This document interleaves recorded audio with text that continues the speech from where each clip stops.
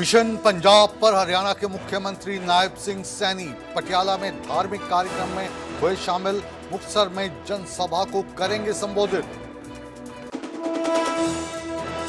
कल हरियाणा के दौरे पर आएंगे भारतीय जनता पार्टी के राष्ट्रीय अध्यक्ष नितिन नबीन। रोहतक, पंचकुला और फरीदाबाद में आपातकाल की बरसी पर आयोजित कार्यक्रमों में होंगे शामिल।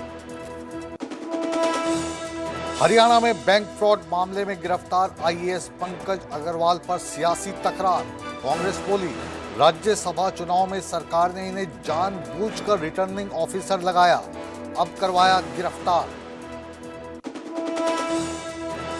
हिमाचल में एचआरटीसी कर्मचारियों का प्रदर्शन जारी। आज हड़ताल को लेकर होगा फैसला। कल सरकार ने लगाया था एस्मा। पंचकुला में पति की बेवफाई से परेशान पत्नी ने की आत्महत्या। सुसाइड नोट पर लिखा, आज से मैं हुई आजाद। और हरियाणा हिमाचल में मौसम का बड़ा बदलाव। हिमाचल में कई जगहों पर बारिश से बाढ़ जैसे हालात। हरियाणा के 7 जिलों में आंधी तूफान को लेकर अलर्ट। प्रायोजक NAC A++ Guru Kashi university, empowering youth, empowering India.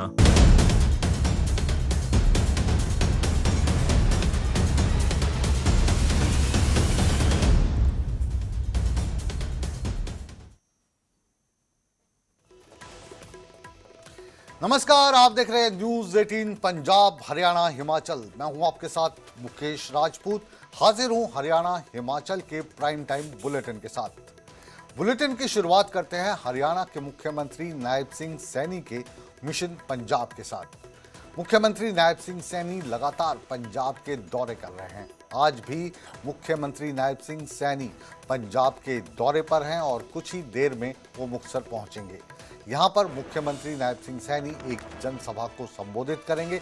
इससे पहले उन्होंने पटियाला में भी एक धार्मिक कार्यक्रम में शिरकत की।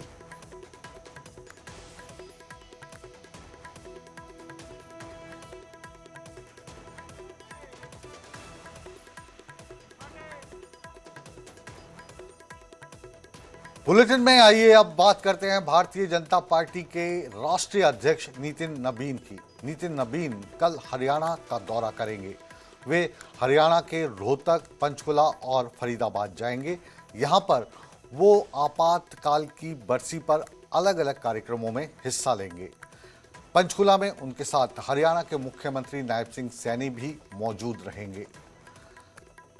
आपातकाल की बरसी को भारतीय जनता पार्टी की हरियाणा प्रदेश की अध्यक्ष रेखा गुप्ता ने भी एक काला अध्याय बताया है। जैसे 25 जून को है तो उस काले दिवस की याद में हमारे जो लोकतंत्र सेनानी हैं, उन सभी जो लोग जेल में गए, उनमें से कुछ लोग आज जीवित हैं। उन सभी लोकतंत्र सेनानियों का सम्मान करने के लिए, उनसे मिलने के लिए, उनके परिवारजनों से मिलने के लिए हमारे यशस्वी राष्ट्रीय अध्यक्ष आदरणीय नितिन नबीन जी 25 जून को 10 बजे रोहतक पहुंच रहे हैं। हरियाणा की भाजपा के प्रदेश अध्यक्ष को आप सुन रहे थे। वो कह रही थी कि ये जो आपातकाल रहा 25 जून को जो लगाया गया था, इसकी बरसी है और ये देश के इतिहास में एक काला अध्याय रहा था। अर्चना गुप्ता, भारतीय जनता पार्टी हरियाणा की प्रदेश अध्यक्ष, कल भी अध्यक्ष महोदय के साथ मौजूद रहेंगी पंचकुला के इस कार्यक्रम में। और इस कार्यक्रम को लेकर चाहे फरीदाबाद हो, रोहतक हो, पंचकुला हो, इस वक्त तैयारियां की जा रही हैं। रोहतक में भी तैयारियां जोरों शोरों से हो रही है, क्योंकि राष्ट्रीय अध्यक्ष के तौर पर पहली बार नितिन नबीन हरियाणा पधार रहे हैं। हरियाणा में इस यात्रा के दौरान वो 3 जो मुख्य शहर हैं हरियाणा के, फरीदाबाद, रोहतक और पंचकुला में अलग अलग कार्यक्रमों में भाग लेंगे। इन कार्यक्रमों के जरिए भारतीय जनता पार्टी आपातकाल के दौरान जिन लोगों ने इसमें सहयोग दिया, आपातकाल के दौरान जो लोग जेलों में बंद रहे, उनको भी सम्मानित किया जाएगा। दिनेश कौशिक इस वक्त रोहतक से हमारे साथ जुड़े हैं। आइए सीधे चलते हैं इनके पास और जानते हैं रोहतक में क्या तैयारियां हैं। दिनेश जी। बिल्कुल, देखिए जो राष्ट्रीय अध्यक्ष है भाजपा के, वो कल आने वाले हैं 10 बजे के आसपास। वो एमबीयू के टैगोर ऑडिटोरियम में एक जनसभा को संबोधित करेंगे। कार्यक्रम रहेगा और 1975 में जो इमरजेंसी लागू थी और उस दौरान जो लोग पर इस तरह की जो कार्रवाई हुई थी, उसको लेकर उन लोगों को वहां पर सम्मानित भी किया जाएगा। उसको लेकर बीजेपी ने पूरी तैयारी यहाँ पर कर ली है। कल जो भाजपा की नवनियुक्त प्रदेश अध्यक्ष है अर्चना गुप्ता, उन्होंने प्रेस कॉन्फ्रेंस कर इसकी जानकारी दी थी। और आज राज्यसभा सांसद संजय भाटिया व ओम प्रकाश धनखड़ भी जो है प्रेस कॉन्फ्रेंस कर रहे थे। तो लगातार जो बैठकों का दौर है बीजेपी में वो जारी है और इस मामले को ज्यादा से ज्यादा बीजेपी भुनाना चाहती है। खास तौर पर जो यंगस्टर है, जो युवा है, उन युवाओं को कहीं ना कहीं ये दिखाने की कोशिश की जा रही है कि जो इमरजेंसी को 51 साल हुए हैं, वो इमरजेंसी का दौर कैसा था, ये लोग इमरजेंसी में कैसे उन्होंने सर्वाइव किया था, कैसे वो रहे थे और उस दौरान उन पर किस किस तरह के अत्याचार हुए थे, ये बीजेपी जो है दर्शाने की कोशिश कर रही है। और इन युवाओं को ये समझाने की कोशिश की जा रही है कि जो उस दौर वो दौर था, खासतौर पर जो कांग्रेस का दौर था, उसमें कैसे कैसे लोगों को दिक्कतों का सामना करना पड़ा। जी बिल्कुल दिनेश, आप बने रहे हमारे साथ। इस वक्त फरीदाबाद से हमारे दूसरे संवाददाता अनिल राठी भी जुड़ गए हैं। राठी साहब, फरीदाबाद में क्या तैयारी है? प्रदेश अध्यक्ष कल आ रहे हैं आपके शहर में। जी बिल्कुल देखिए, हालांकि अभी तक आधिकारिक पुष्टि जो है वो जिला जो स्टेट प्रेसिडेंट हैं, नेशनल प्रेसिडेंट हैं, उनकी अभी तक नहीं हुई है। लेकिन जो केंद्रीय मंत्री हैं मनोहर लाल, उनका जो है वो अभी तक समय पूरे तरीके से निर्धारित हो चुका है। फरीदाबाद के सेक्टर जो 12 स्थित सेंट्रल पार्क है, वहां पर कार्यक्रम का आयोजन किया जा रहा है। शाम 6 बजे के आसपास ये कार्यक्रम किया जाएगा। क्योंकि जिस तरीके से हालांकि पहले भारतीय जनता पार्टी जो है वो इस जो कह सकते हैं कि दिवस को जो है वो अपने स्तर पर बनाती थी, पार्टी स्तर पर बनाते थे, लेकिन अब ये जो है वो पूरे नेशनल लेवल पर जो है वो भारतीय जनता पार्टी की तरफ से आयोजित किया था। आखिरकार किस तरीके के जो प्रताड़नाएं, किस तरीके की जो उस समय का दौर रहा, 51 सालों का जो बंटवारे का दौर था, तो उस समय किस तरीके की जो यातनाएं जो है वो आम जनता को या फिर उस समय के जो लोग थे उन्हों के द्वारा जो वो साझा किया जाता है, उस टाइम का दौर जो है वो युवाओं को बताया जाता है। तो तमाम चीजों की जो है वो एक तरीके से बड़ा कार्यक्रम भारतीय जनता पार्टी जो है वो इसको रूप में बनाती है। और फरीदाबाद के साथ साथ पलवल, होडल और नूह तक के जो तमाम जो कार्यकर्ता हैं, जो लोग हैं, वो इस कार्यक्रम में जो है वो शरीक होते हैं। और संभावना जिस तरीके से है कि जो राष्ट्रीय अध्यक्ष हैं वो भी यहाँ पे पहुंच सकते हैं। लेकिन उनके 3 कार्यक्रम, जो पहले से ही 2 या 3 कार्यक्रम जो है वो अलग अलग जगहों पर निर्धारित है। लेकिन केंद्रीय मंत्री जो मनोहर लाल हैं वो इस कार्यक्रम में जरूर बिल्कुल। अभी तक हमारे पास जो जानकारी है अनिल जी, वो ये है कि फरीदाबाद, पंचकुला और रोहतक में राष्ट्रीय अध्यक्ष पहुंचेंगे और आपातकालीन के दौरान जो लोग हैं जिन्होंने अपनी यहाँ पर गिरफ्तारियां दी या देश के लिए जिन्होंने डंडे खाए, उनको सम्मानित भी करेंगे। तो बहुत बहुत शुक्रिया आप दोनों का, दिनेश कौशिक जी रोहतक से आपका और अनिल राठी आपका फरीदाबाद से। आइए अब रुक करते हैं अगली खबर का। हरियाणा के चर्चित IDFC AU बैंक घोटाले में अब सियासी रंग भी शामिल हो गया है। CBI द्वारा IAS अधिकारी पंकज अग्रवाल की गिरफ्तारी के बाद कांग्रेस ने सरकार पर सवाल खड़े कर दिए हैं। सवाल यह है कि पंकज अग्रवाल को हाल ही में गिरफ्तार किए 2 दिन हुए हैं, वो पुलिस रिमांड पे हैं, CBI के रिमांड पे हैं। लेकिन विपक्ष हमलावर इसलिए हो रहा है क्योंकि पंकज अग्रवाल जो राज्यसभा के चुनाव हो रहे थे उसमें रिटर्निंग ऑफिसर थे। तो कांग्रेस कह रही है कि कांग्रेस का आरोप है कि भारतीय जनता पार्टी को पता था कि इसमें शामिल है, फिर भी इनको रिटर्निंग ऑफिसर लगाया गया। क्या कहा है भूपेंद्र सिंह हुड्डा ने और अशोक अरोड़ा ने, आइए पहले ये सुनते हैं। जो ये कर्मचारी को किया IAS अफसर को कल रात को, जब ये राज्यसभा का इलेक्शन हुआ था, आप उस दिन की प्रेस कॉन्फ्रेंस देखो मेरे, जब हमारा रिजल्ट आते मैंने बाहर आके कहा था ये रिटर्निंग अफसर बना रखा था राज्यसभा के इलेक्शन का। और उसी टाइम मैंने कहा था कि रिटर्निंग अफसर ये इस शर्त पे बना था, ये बैंक के घोटाले में है और इसने नाजायज वोट हमारी जो है कैंसिल करी, 4 वोट कैंसिल करी कांग्रेस की। तो जब हुआ था हमने शुरू से ही मंशा जाहिर की थी कि जो रिटर्निंग अफसर लगाया गया पंकज अग्रवाल जी, उनकी मंशा ठीक नहीं। इसके लिए हम चुनाव आयोग को भी मिले थे, उसके बाद गवर्नर साहब से भी मिले थे और कल जिस प्रकार से उन्हें भ्रष्टाचार के मामले में गिरफ्तार भी कर लिया गया सीबीआई द्वारा, तो इससे यही लगता है कि जो हमारी मंशा थी कि हम जो शक कर रहे थे कि सरकार को ये पता होते हुए कि ये बैंक घोटाले में शामिल हैं, उसको वो जिम्मेवारी दी गई आरोप की, तो कहीं ना कहीं कोई डील थी। तो कांग्रेस के भूपेंद्र सिंह हुड्डा और अशोक अरोड़ा भारतीय जनता पार्टी पे, सरकार पे आरोप लगा रहे हैं कि पंकज अग्रवाल को रिटर्निंग ऑफिसर लगाया था तो उन्होंने मिली भगत की। मायने ये हुए कि पंकज अग्रवाल भारतीय जनता पार्टी के बहुत खासम खास हैं, सरकार के बहुत खासम खास हैं। लेकिन सवाल ये भी उठता है, अगर वो खासम खास हैं तो आज वो सलाखों के पीछे क्यों हैं, क्यों उनका रिमांड हो रहा है, ये सवाल कांग्रेस से है।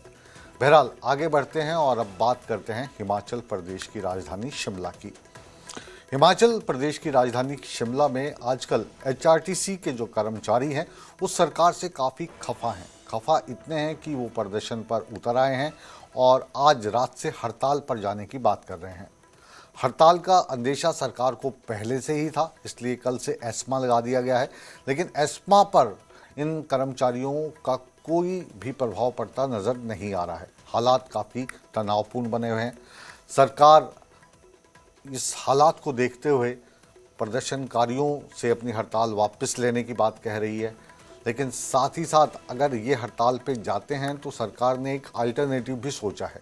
सरकार ने वॉक इन इंटरव्यू शुरू कर दिए हैं ड्राइवर्स के लिए और उनको दिया जाएगा 1500 रुपये प्रतिदिन का मानदेय। लेकिन ये जो मानदेय है और ये जो ड्राइवर हैं, ये पूरी तरीके से जो इनकी नियुक्तियां हैं अस्थायी होंगी।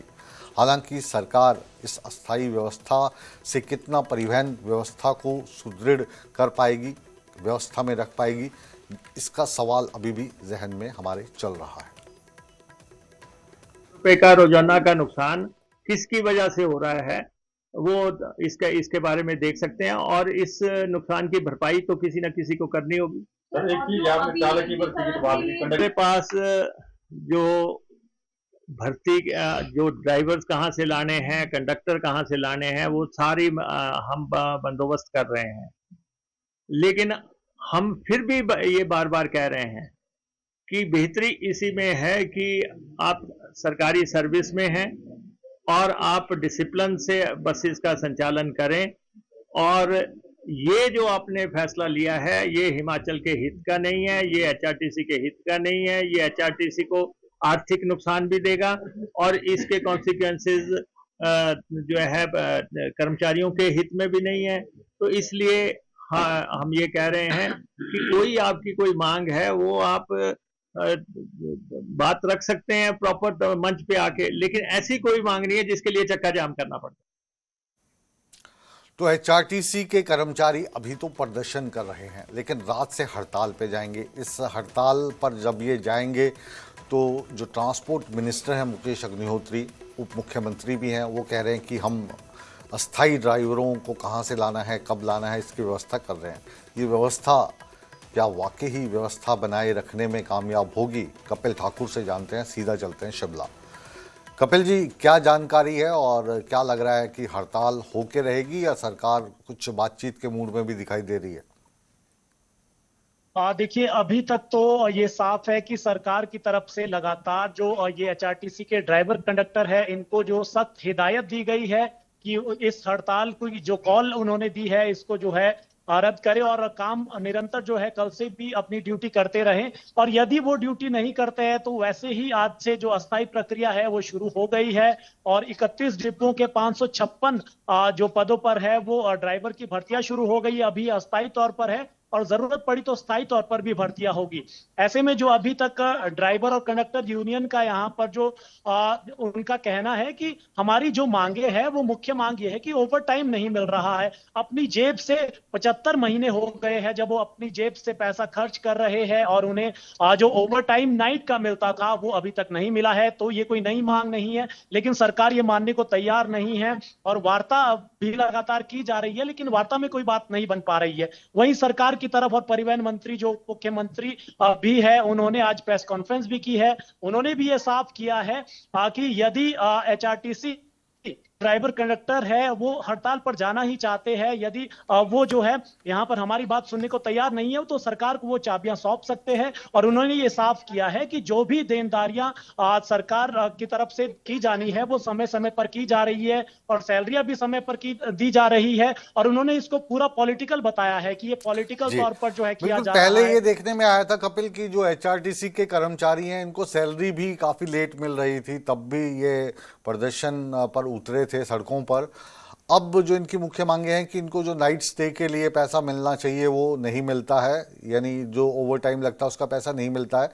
तो तमाम जो बसें हैं एचआरटीसी की जो यूनियन है वो सभी यूनियन इसमें शामिल हैं या इसमें भी गुटबाजी है कि भारतीय जनता पार्टी की अलग यूनियन होती है, कांग्रेस की अलग होती है, ये सभी चालक परिचालक इसमें शामिल हैं?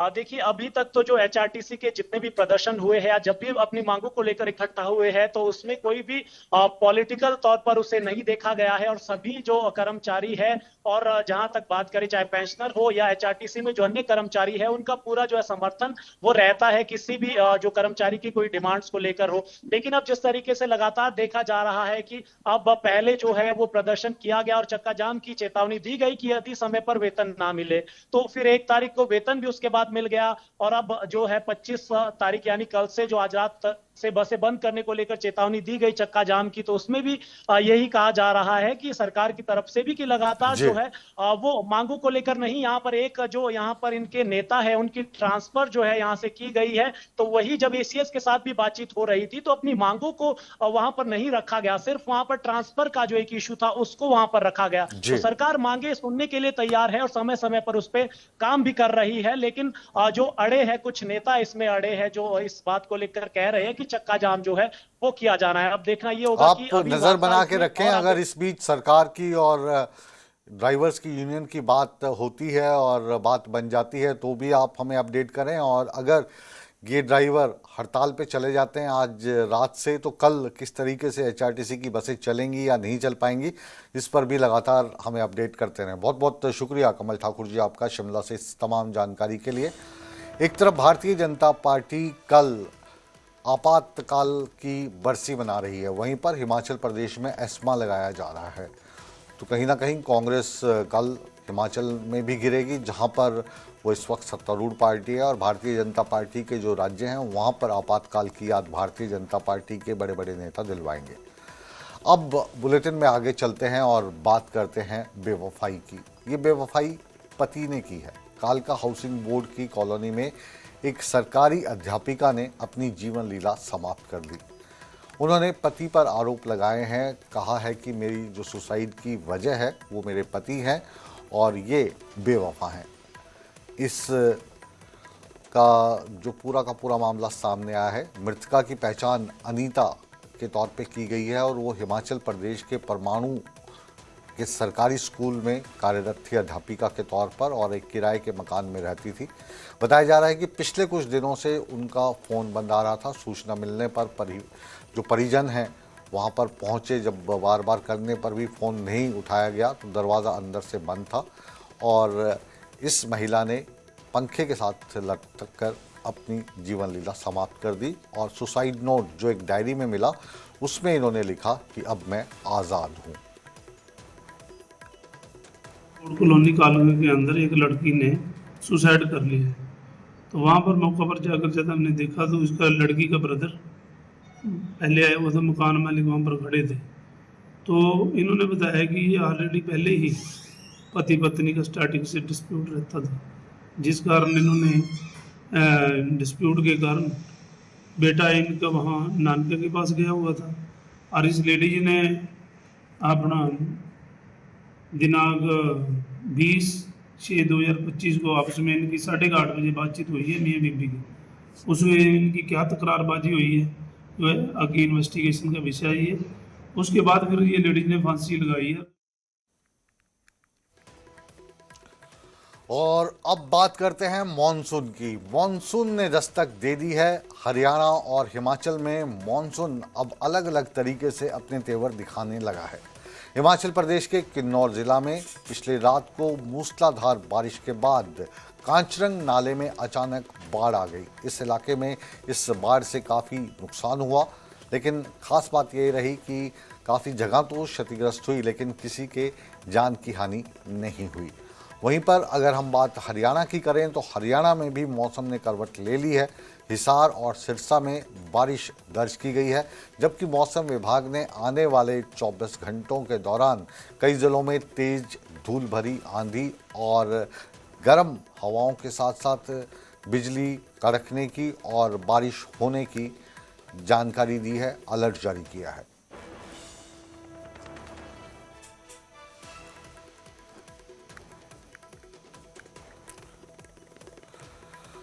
देश के सर्वोच्च नागरिक सम्मानों में शामिल पद्म श्री पुरस्कार राष्ट्रपति भवन में आयोजित समारोह में दिया गया। इसमें 65 प्रतिष्ठित हस्तियों को ये सम्मान दिया गया।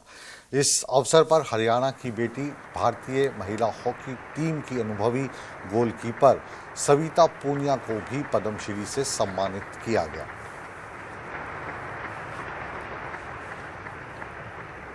सविता भारतीय टीम की उप कप्तान थी और टीम में ऐतिहासिक चौथा स्थान इन्होंने हासिल किया था।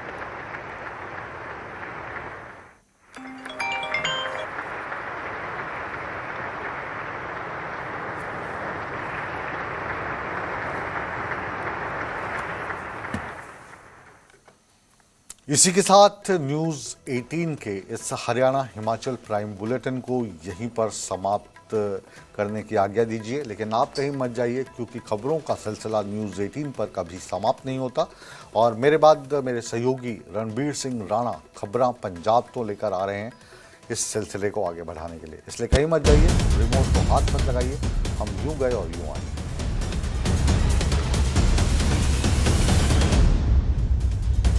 वीडियो जिहदे विच ना मेरी शरीरक बनतर उस बंदे नाल मिलदी है, ना मेरा कद काठ मिलता है, ना मेरे तुरन का अंदाज या मेरे खड़न का अंदाज मिलता है। वो वीडियो नूं वायरल करके मैनूं दोषी करार दिता गया।